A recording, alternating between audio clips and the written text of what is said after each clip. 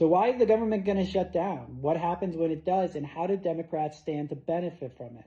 Given that the government is likely to shut down on September 30th, you should have a baseline understanding of what that means, because misinformation is already flooding the zone from Republicans and even some centrist Democrats who want to sabotage their own party's efforts to fight back. So first, why is it happening? Well, every September, the government runs out of money, and it shuts down unless Congress appropriates more money because Congress has the power of the purse. Now, what's interesting about the appropriations process is that it's subject to the filibuster, and we all remember that the filibuster is where senators can yap, and effectively prevent the bill from passing. The threshold to get past the filibuster is 60 votes in the Senate, and there are 47 Democrats and independents aligned with Democrats, meaning Democrats can block any appropriations bill that they disagree with. So what happens when the government shuts down? Well, a lot of it doesn't. A lot of people think that Social Security checks aren't going to go out or Medicare is not going to be funded. But in fact, every major entitlement program stays funded through any shutdown because they're mandatory spending programs. So Social Security, Medicare, Medicaid, and the military all remain funded through any shutdown.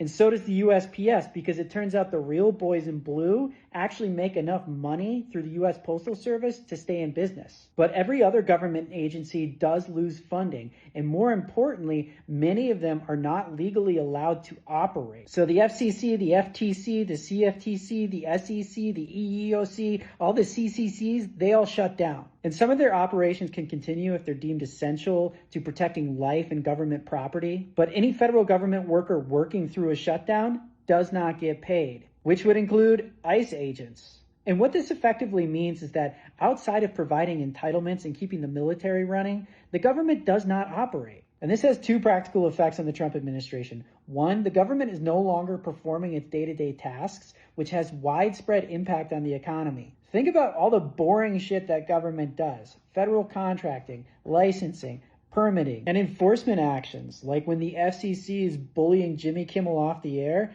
That's no longer going to be possible because those people aren't going to be at work. And the second most important impact, the Trump administration cannot enact the Big Beautiful Bill because the Big Beautiful Bill was only a budgetary plan.